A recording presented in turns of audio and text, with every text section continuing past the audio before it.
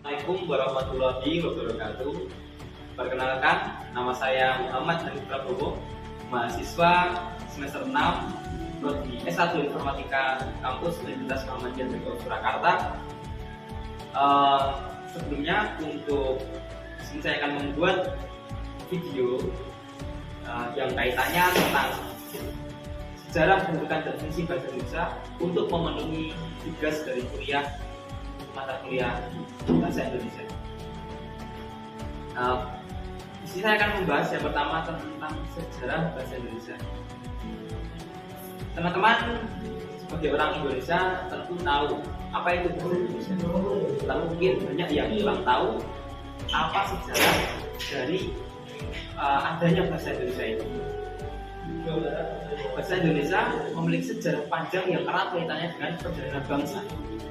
Bahasa Indonesia berasal dari bahasa Melayu yang sejak abad ke-7 sudah menjadi lingua franca atau bahasa perantara di wilayah Nusantara. Puncak penting dalam sejarah bahasa Indonesia terjadi pada 28 Oktober tahun 1928 ketika para pemuda dari berbagai daerah di Indonesia mengikrarkan Sumpah Pemuda. Salah satu ikrar itu berbunyi, kami putra dan putri Indonesia menjunjung bahasa persatuan bahasa Indonesia. Sejak itu bahasa Indonesia diakui sebagai simbol persatuan dan identitas nasional. Indonesia merdeka pada 17 Agustus tahun 1945. Bahasa Indonesia secara resmi diakui sebagai bahasa negara melalui pasal 36 Undang-Undang Dasar tahun 1945. Sebagai bahasa nasional dan bahasa resmi, bahasa Indonesia digunakan dalam pemerintahan, pendidikan, dan komunikasi di berbagai sektor kehidupan. Kemudian yang kedua, kita membahas tentang kedudukan dan fungsi bahasa Indonesia. Secara resmi, bahasa Indonesia memiliki dua kedudukan utama. Yang pertama, sebagai bahasa nasional, alias bahasa Indonesia menjadi simbol identitas nasional, alat pemersatu, dan sarana komunikasi antar suku-suku di Indonesia. Yang kedua, yaitu sebagai bahasa negara. Bahasa Indonesia digunakan dalam administrasi pemerintahan, pendidikan, perundang-undangan, dan berbagai dokumen resmi lain. Adapun fungsi utama dari bahasa Indonesia meliputi yang pertama, alat komunikasi resmi dalam kehidupan bangsa dan bernegara. Yang kedua, sebagai sarana pengembangan budaya dan ilmu pengetahuan melalui penulisan karya ilmiah dan literatur.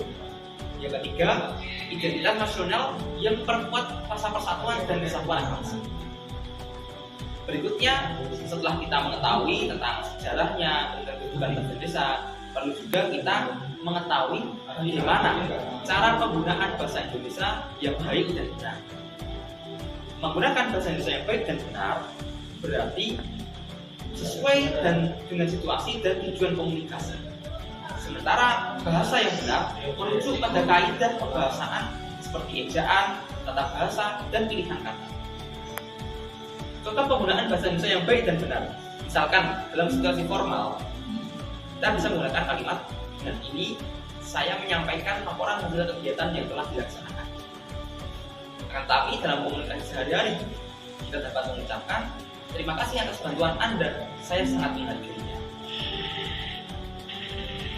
Demikianlah penjelasan singkat dari saya mengenai sejarah, kedudukan, dan fungsi bahasa Indonesia serta contoh penggunaan bahasa Indonesia yang baik dan benar. Mari kita jaga dan lestarikan bahasa Indonesia sebagai warisan budaya bangsa. Terima kasih telah menyimak video ini. Assalamualaikum warahmatullahi wabarakatuh.